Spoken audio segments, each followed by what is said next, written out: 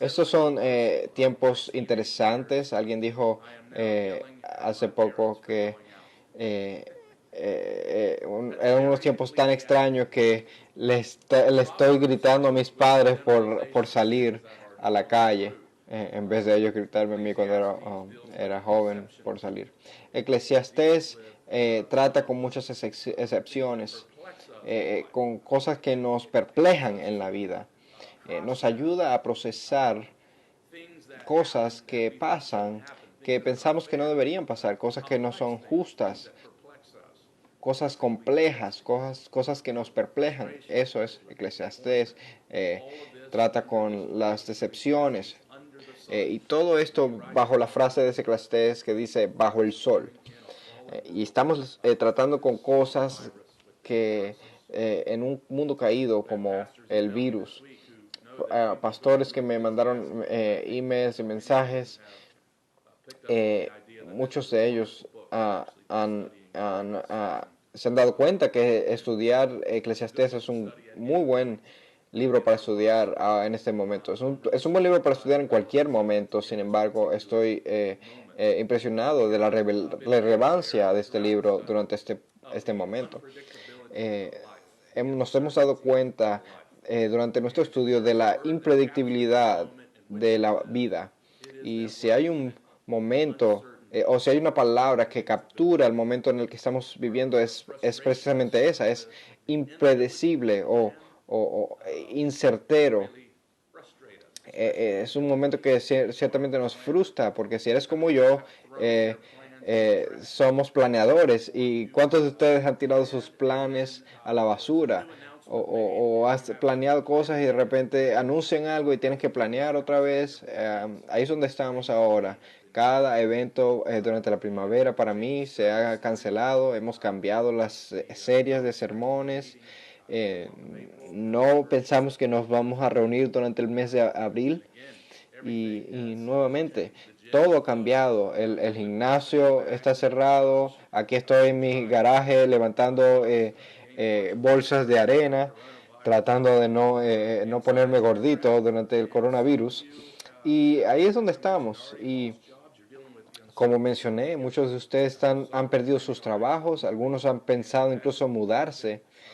eh, y eso ahora estamos cambiando los planes. Parece que recibimos notificaciones todos los días. Y ahí es donde estamos, en la incertidumbre. Y esto es Eclesiastés. Entonces, ¿qué hacemos durante este tiempo? Bueno, Eclesiastés nos dice en el pasaje que leímos que um, el hombre no conoce su tiempo. No sabemos, no sabemos el futuro, no sabemos cuándo vamos a morir, no sabemos qué vendrá mañana, pero a través de todo esto somos llamados a confiar en el Señor con todo nuestro corazón y a no confiar en nuestro propio entendimiento. Como un miembro de la iglesia me dijo esta semana, una pregunta que sigue apareciendo en la mente es el Señor preguntando, ¿confías en mí? ¿Confías en mí? Vamos a pensar en eso, vamos a ver la incertidumbre. Y la otra cosa que vemos en Eclesiastes es la tragedia de la muerte o la inevitabilidad de la muerte. Hemos visto los números subir de muertes en nuestro país. Tengo amigos en Italia y es una catástrofe lo que está sucediendo en Italia. Eclesiastes nos fuerza a pensar en la muerte. Y también hemos pensado durante nuestro estudio en la necesidad de la sabiduría, y eso es increíblemente necesario en este tiempo. Los padres necesitan sabiduría, los jefes necesitan sabiduría, los líderes necesitan sabiduría, el mundo necesita sabiduría. La incertidumbre, muerte, sabiduría. Este no es tu canal favorito de noticias, esto es Eclesiastés, escrito a alrededor de 3000 años atrás y sin embargo increíblemente relevante, de hecho eternamente relevante. Y algunos han pensado que estudiamos este libro porque sabíamos que íbamos a entrar en una pandemia, pero ninguno de nosotros somos tan inteligentes. Yo oro que este estudio te ha ayudado a prepararte para esta temporada por la que estamos pasando, con gratitud por la bondad del Señor. Así que vamos a ver esta mañana 3 puntos. Primero, la vida es impredecible. Número 2, la muerte es inevitable. Número 3, la sabiduría es valiosa. La vida es impredecible, la muerte es inevitable y la muerte es valiosa. Y vamos a preguntar la pregunta al final, ¿a dónde vamos con estas cosas en la mente? Primero, la vida es impredecible. Vemos un verso aquí, verso 11, vi además que bajo el sol no es de los ligeros la carrera. Y las personas lentas dijeron, amén. Yo me estoy dando el amén a mí mismo porque no hay nadie aquí. Ni de los valientes la batalla, ni que tampoco de los sabios es el pan, ni de los entendidos las riquezas, ni de los sabios el favor, sino que el tiempo y la suerte les llegan a todos. Y muchos han dicho la frase antes, no se sabe, ¿verdad? No, ¿quién sabe? A veces vemos que el justo sufre y que los injustos prosperan. La vida es impredecible. Y ahora el maestro añade a esto que tus habilidades no son garantía del éxito. Usualmente sí, todo el tiempo no. De nuevo, porque Eclesiastés está tratando con excepciones. Pregúntale a cualquier equipo que le ha ganado al equipo mejor, al mejor equipo. Usualmente durante este tiempo, esta temporada del año, se habla de los equipos de la Cenicienta, o sea, los equipos que son buenos y que siempre ganan la temporada de deportes. Usualmente los equipos, los que tienen la mejor habilidades ganan. Usualmente el más rápido corredor gana, pero no siempre. Piensa, por ejemplo, en la tortuga y el conejo. El más fuerte usualmente gana la batalla, pero no siempre. Piensa, por ejemplo, en David y Goliat. Piensa en Rocky Balboa. Algunas veces el que está ejercitando sus músculos en el gimnasio todos los días va al bar y lo noquea el gordito que trabaja en el bar. Usualmente, por ejemplo, también la gente que hace mucho dinero son inteligentes, pero no siempre. Algunas veces el trabajo va a alguien que no tiene las habilidades necesarias para el trabajo, porque, por ejemplo, el jefe está mostrando algún tipo de favoritismo. La vida es impredecible y el tiempo y la suerte les llegan a todos, dice el verso. ¿Qué significa esto? Bueno, nosotros no creemos en la idea pagana de suerte, ¿ok? A veces decimos eso como un gesto cultural, ¿no? Pero no creemos en nada que es fortuna, ¿ok? No creemos en la fortuna. Creemos en un Dios que es soberano y que controla todas las cosas que suceden en el mundo. Entonces, aún hoy, todas las cosas que pasan están bajo el gobierno soberano de nuestro Dios. Y eso es lo que dice nuestra fe, es creer que Dios está obrando todas las cosas para su gloria. El maestro aquí no está negando la soberanía de Dios. El maestro aquí está viendo la vida bajo el sol. Entonces, creer en la sabiduría, en la soberanía de Dios, debemos creer en alguien que está sobre nosotros. Pero viendo las cosas bajo el sol, todo parece como si fuera simplemente suerte, fortuna. ¿Por qué ese equipo ganó? ¿Por qué ese predicador no le dieron la iglesia más grande? Parece como suerte, como fortuna. Piensa, por ejemplo, en Ruth, capítulo 2, creo que es el versículo 3, cuando Ruth dice que el texto que simplemente coincidió estando en el campo de Boaz. Ese tipo de cosas parece que la suerte le llegan a todos. Eso es porque no sabemos lo que Dios está haciendo. No sabemos, lo hemos dicho una y otra vez durante esta serie. El escritor ha traído, no sabemos. No sabemos lo que Dios está haciendo. Lo que sí sabemos es el carácter de Dios. El carácter de Dios es sabio y bueno y justo y soberano. Entonces, ¿qué significa esto? Es verso 11. Puede ser que seas muy inteligente, pero que tengas dificultades financieras. O puede ser que no seas muy inteligente y vas a hacer mucho dinero de alguna manera. Puede ser que estés en el lugar correcto, en el momento correcto. Algunas veces el mejor ejército no gana. Algunas veces el peor equipo le gana al mejor equipo. Algunas veces el Real Madrid le gana al Barcelona, por ejemplo. La vida es impredecible. Hemos aprendido que para todo hay un tiempo bajo el sol, y que el Señor lo va a hacer todo hermoso en su momento. Y confiamos en eso, confiamos en que estamos en las manos de Dios. Entonces, disfrutamos los momentos de la vida que tenemos, vivimos en reverencia delante de nuestro Dios, con nuestra confianza en Él. La vida es impredecible. Número 2, la muerte es inevitable. Dice el verso 12, porque el hombre tampoco conoce su tiempo. Es inevitable, pero la muerte también es impredecible. Porque no sabemos nuestro tiempo. Y él ilustra esa inevitabilidad con dos ilustraciones de la naturaleza, los peces y las aves. Dice, como peces atrapados en la red traicionera. No dice que los pescadores son malos, sino que ese acción, ese acto de ser atrapado como el pez, si el pez supiera que lo van a matar, si él se dirige a esa red, no fuera ahí. Como el pájaro, como el ave, dice, atrapado en la trampa. Nuestro tiempo viene, está diciendo.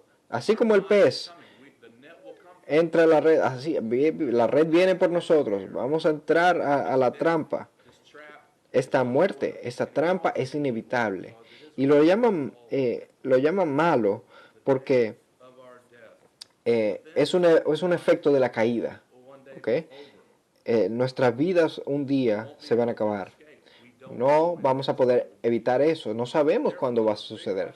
Entonces, la pregunta importante es, ¿estás listo para morir? La pregunta no es si vamos a morir, sino si estamos listos para morir. Si tú eres un cristiano, no debemos temer a la muerte. Por supuesto, no estamos emocionados, no buscamos morir, pero confiamos que aún Cristo ha conquistado la muerte. La muerte ha sido conquistada por Cristo. La Biblia no termina en Eclesiastés, la Biblia termina en Apocalipsis. Y sabemos que Cristo vive. Cristo murió y Cristo resucitó. Y Cristo tiene las llaves del infierno y del Hades. Aquellos que viven en Cristo vivirán para siempre, y por esta realidad la vida no es vanidad.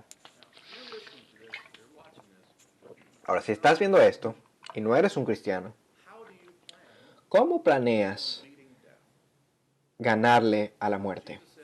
Cristo dijo esto en Juan 8. Dijo que yo les dije que morirán en sus pecados a menos que crean que yo soy, o sea, que yo soy el Mesías. Morirán en sus pecados. Si tú no eres cristiano, Dios te ha dado misericordia al darte otro día de vida, dándote una oportunidad para arrepentirte y creer en Cristo y tener vida. Todos reconocemos en esta crisis en la que estamos, la fragilidad de la vida, la brevedad de la vida y el estado caído de este mundo. Mira esta vida en la que estamos y confía en Cristo para tener vida eterna. La vida es impredecible, la muerte es inevitable. Número 3, la sabiduría es valiosa. Ahora este punto se extiende a través del libro entero, pero vemos la palabra resaltada una y otra vez aquí. El escritor nos está invitando a evitar la insensatez. La palabra insensatez aparece 9 veces en este texto y vemos que el escritor básicamente nos está diciendo que la vida es impredecible, la muerte es inevitable. Entonces, ¿qué hacemos? ¿Nos lanzamos las manos al cielo simplemente en desesperación? No. Confiamos en Dios y buscamos de sabiduría en Dios. Entonces, pudiéramos estudiar, es un poco difícil de organizar este texto, pero podemos ver 6 temas aquí. Primero, la sabiduría es poderosa y efectiva, versos 13 al 18. Nos está diciendo que la sabiduría es poderosa, es efectiva. Luego vemos del capítulo 10, verso 1 al 3, que la sabiduría es arruinada por un poco de insensatez. Tercero, él dice que la sabiduría es necesaria en el liderazgo. Esto es el verso 4 al 7. Ahora, ese tema pasa a través del capítulo 10 entero. Vemos el énfasis en el rey, en el liderazgo.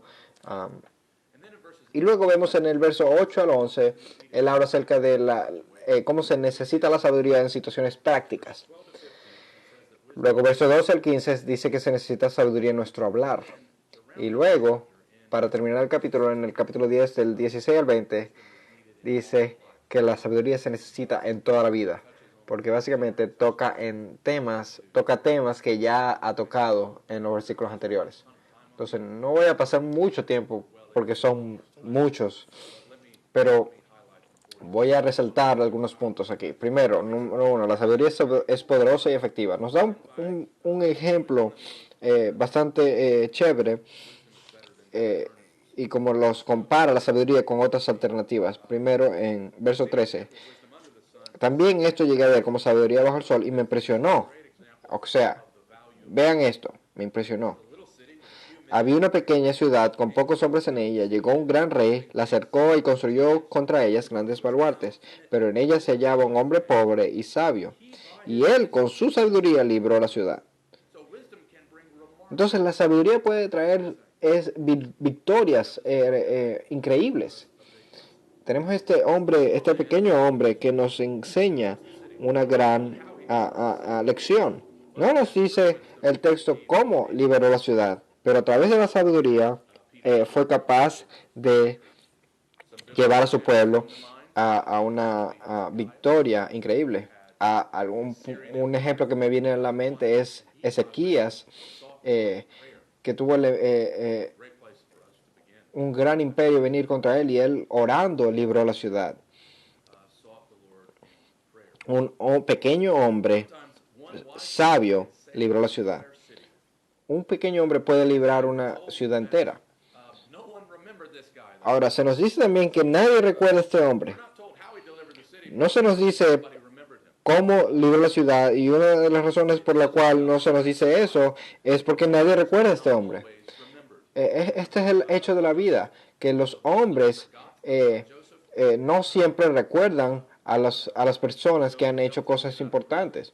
Recordemos, por ejemplo, a José en el libro de Génesis, cuando el mayordomo se olvidó de José al salir de la cárcel. Puede ser que no seas famoso, puede ser que no seas importante, pero igual la sabiduría es efectiva y puede traer grandes victorias. Piensa en las cosas que usas tú todos los días, a diario. ¿Sabes quiénes las inventó? Probablemente no. En esta temporada, que en cuarentena, en casa, estoy haciendo a mi esposa ver un documental acerca de la historia del béisbol. Porque casi nadie recuerda a estos hombres que inventaron las cosas que nosotros apreciamos hoy. Nos dice que la sabiduría es mejor que la alternativa. Dice, mejor, verso 18, mejor es la sabiduría que las armas de guerra, pero un solo pecador destruye mucho bien. Es mejor. No siempre es reconocida la sabiduría porque la sabiduría del pobre a veces es despiadada o rechazada. A veces la gente oye al hombre sabio, pero a veces no. Se nos dice que, verso 17, las palabras del sabio oídas en quietud son mejores que los gritos del gobernante entre los necios. Este líder grita, es un hombre que habla de manera exuberante, habla con voz alta y grita mucho. Solamente porque gritas y hablas con voz alta no significa que eres sabio. Algunos de ustedes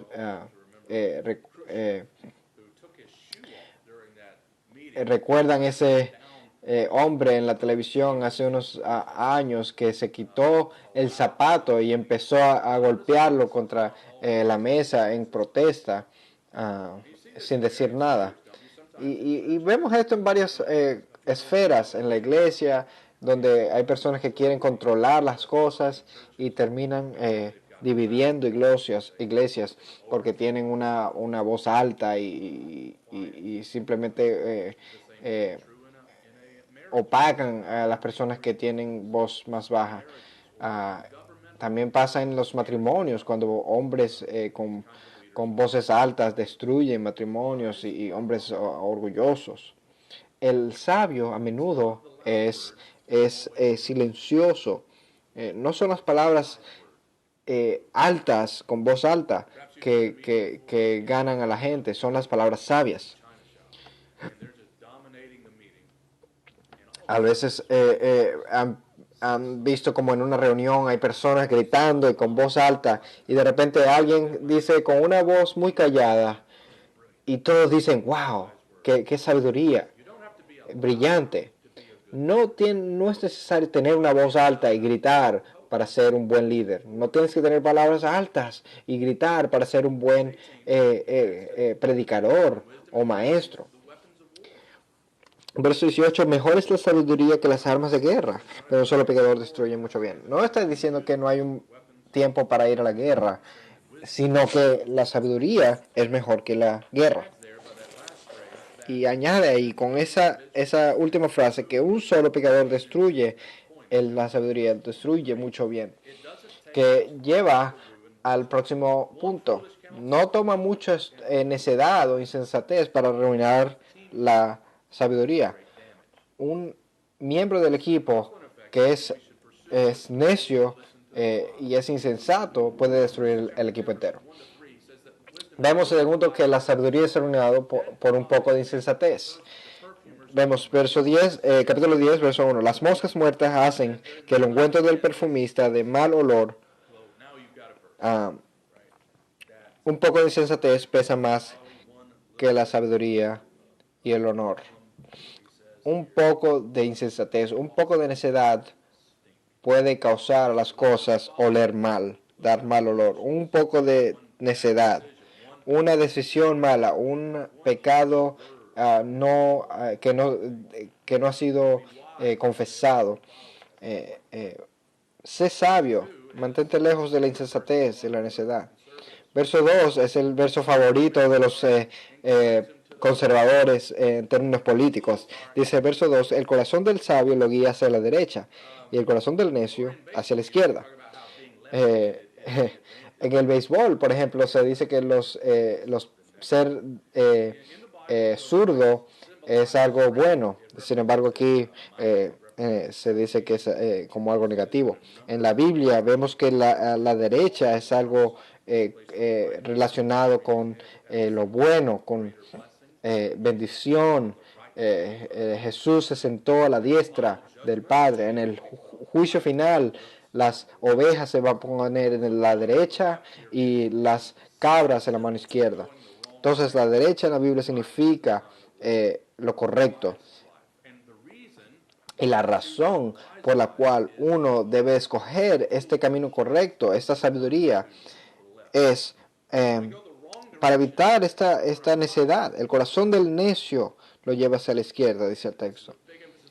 Esto es un énfasis en la Biblia que del corazón habla la boca. Entonces, amigos, guarda tu corazón.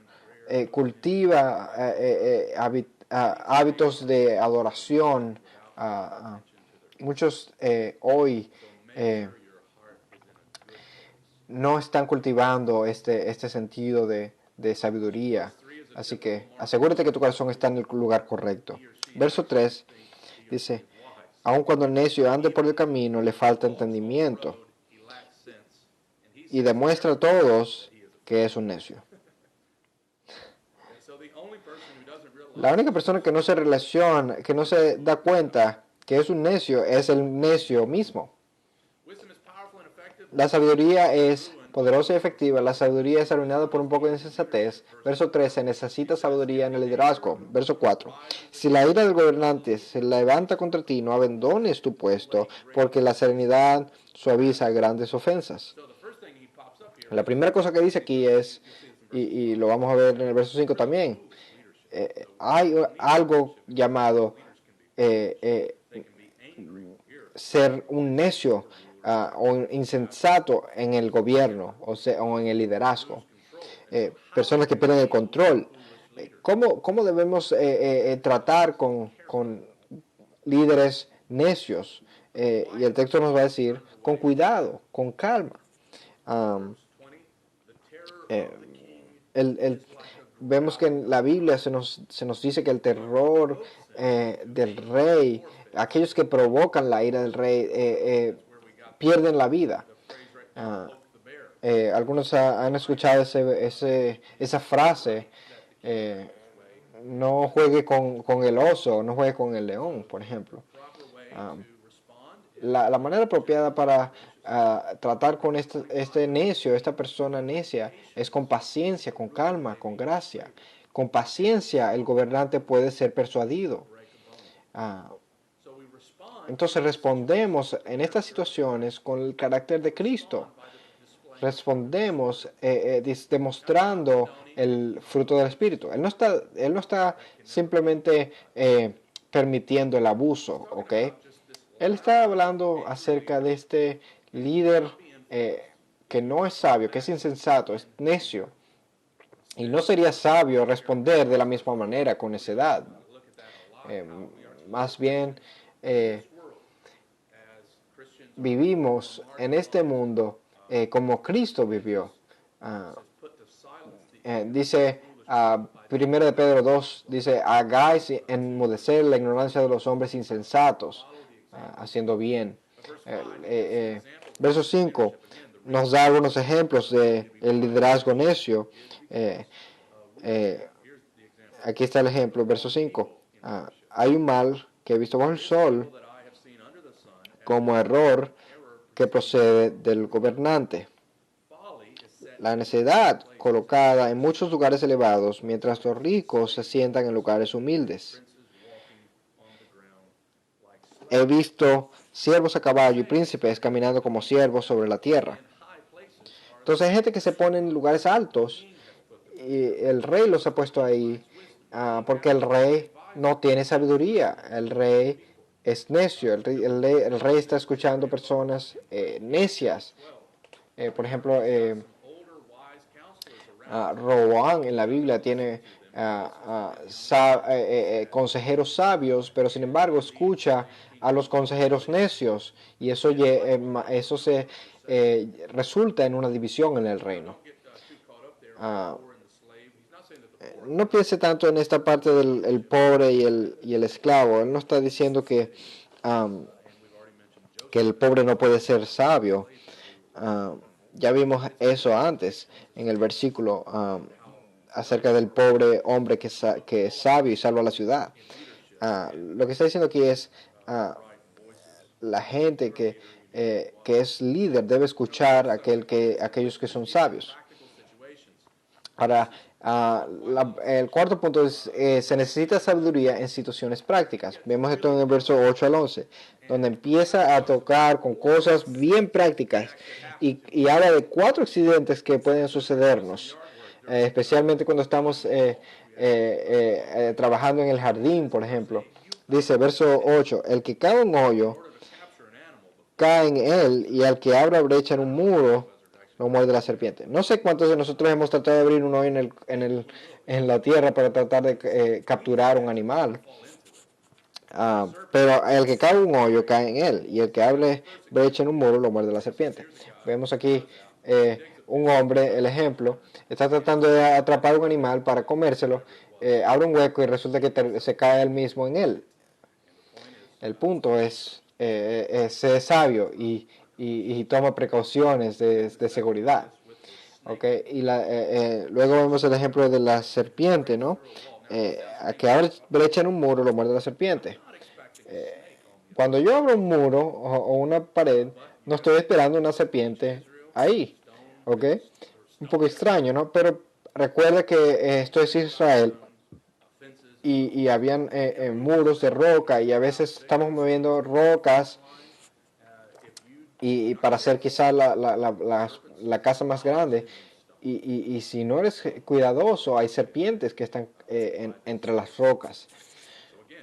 Entonces, son ejemplos prácticos de sabiduría. Sé cuidadoso.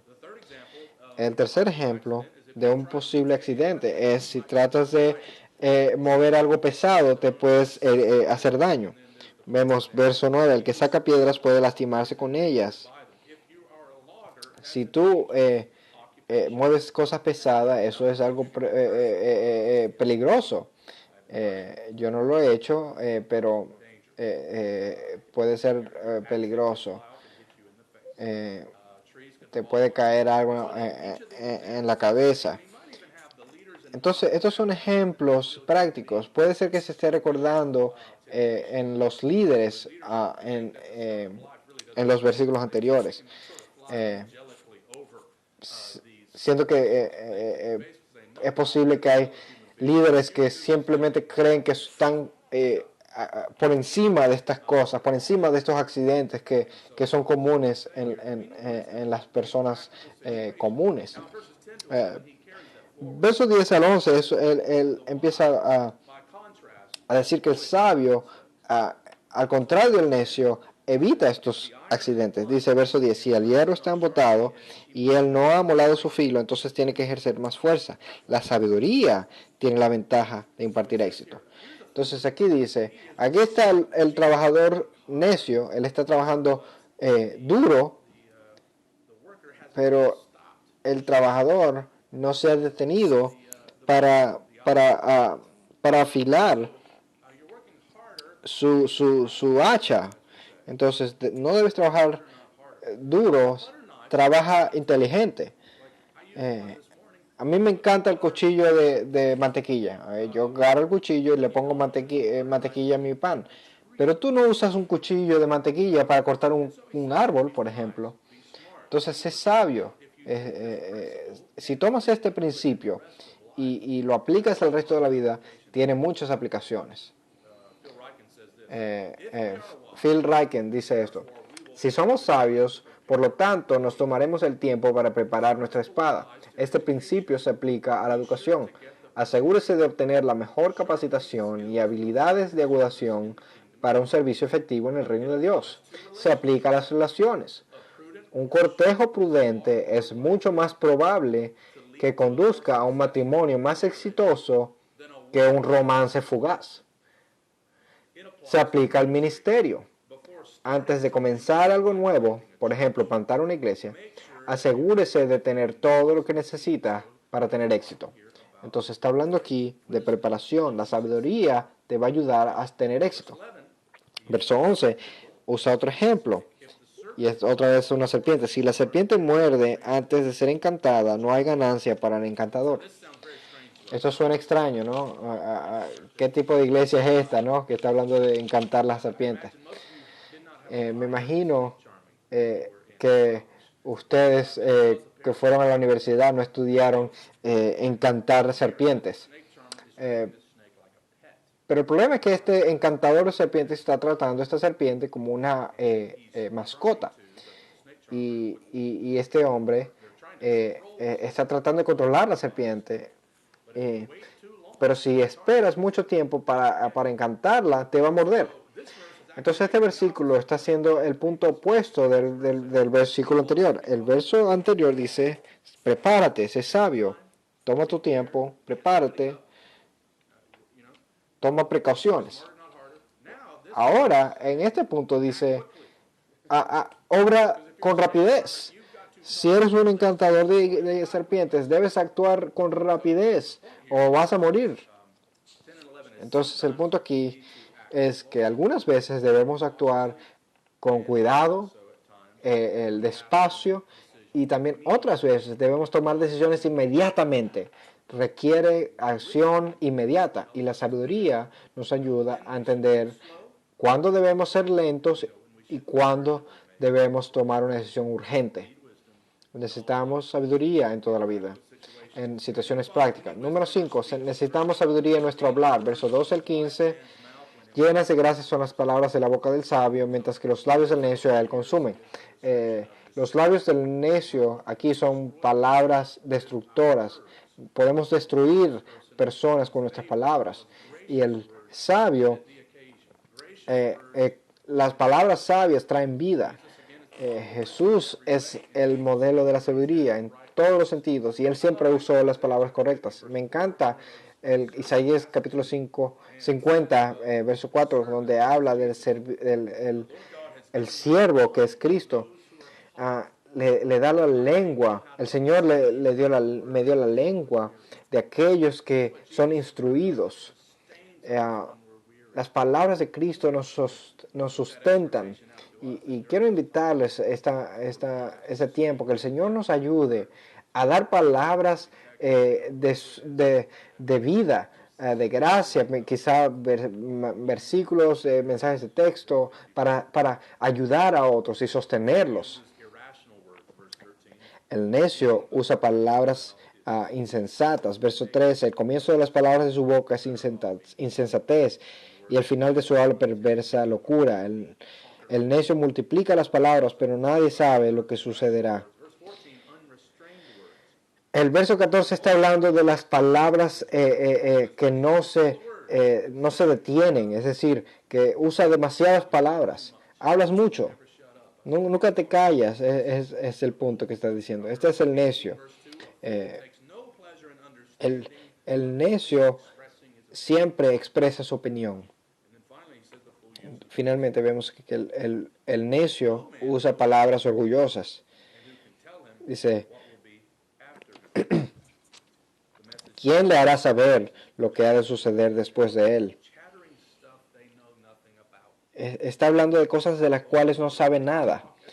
Habla como si supiera cosas, o como si estuviera en control de cosas. Cuando se trata del futuro debemos hablar como dice Santiago 4, diciendo, si el Señor quiere. El necio ni siquiera puede llegar a la ciudad. Dice el verso 15, el trabajo del necio lo cansa tanto que no sabe ir a la ciudad. ¿Por qué? Porque no para de hablar y sigue hablando y ni siquiera tiene tiempo para ver el mapa. Y luego vemos, se necesita sabiduría en toda la vida. Versos 16 al 20, aquí resume todos los mismos versículos. Aquí del verso 16 al 20 habla de liderazgo, habla de situaciones prácticas y luego habla de el hablar nuevamente. En verso 16, liderazgo. Hay de ti tierra cuyo rey es un muchacho y cuyos príncipes blanquetean de mañana. Verso 17, bienaventurada tu tierra cuyo rey es de noble cuna y cuyos príncipes comen a su debida hora para fortalecerse y no para embriagarse. Los líderes reales, los líderes verdaderos lideran a su país y no usan los recursos para sus propios beneficios, para fiestas, para embriagarse. Usan los recursos para construir y para fortalecer su tierra. Ahora, versos 18 y 19, otro ejemplo de cosas prácticas que requieren sabiduría. Por negligencia se hunde el techo y por pereza tiene goteras la casa. Una razón por la cual experimentas desastre en la situación necesaria es por pereza. El necio es el perezoso. Y una razón por la cual necesitas trabajar en términos prácticos es porque, como dice aquí el texto, es simplemente pan, es comida, dinero. Dice, para el placer se prepara la comida y el vino alegra la vida y el dinero es la respuesta para todo. Entonces, debes trabajar porque necesitas pan, necesitas tus necesidades y si quieres disfrutar los placeres de la vida, entonces la persona sabia debe trabajar. El dinero obviamente tiene limitaciones, hemos hablado de eso a través de este estudio. Confiamos en Dios, no en el dinero. No podemos trabajar, no podemos confiar en el dinero, pero en términos prácticos, trabajando duro y haciendo dinero podemos obtener nuestras necesidades y placeres de la vida. Esta es la manera como Dios gobierna el mundo. Él obra a través del empleo, él obra a través de los trabajos y las empresas, etcétera. Entonces, la persona sabia trabaja. La persona sabia es capaz de tener sus necesidades cubiertas. Más aún, el dinero nos ayuda a avanzar el reino de Dios. No es la respuesta para todo, obviamente. Dice en cierto sentido, es la respuesta para todo, dice el texto. Debemos recordar eso. El último verso, puedes que pensaba que nunca iba a terminar, pero aquí estamos. Verso 20 dice, ni aun en tu recámara maldigas al rey, ni en tus alcobas maldigas al rico. No maldigas al rey. Este es otro ejemplo de vivir bajo una monarquía. Vivimos en un tiempo diferente, pero este texto es relevante. Dice, ni en tu alcoba maldigas al rico, porque un ave de los cielos llevará el rumor y un ser alado hará conocer el asunto. Entonces, nuevamente, debemos honrar al rey. Eso se nos enseña a través del rey.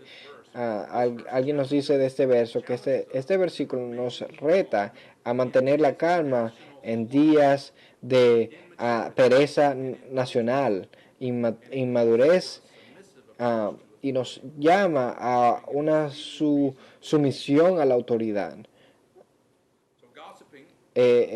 Los chismes nos pueden poner en problemas, especialmente en un tiempo de monarquía como era este.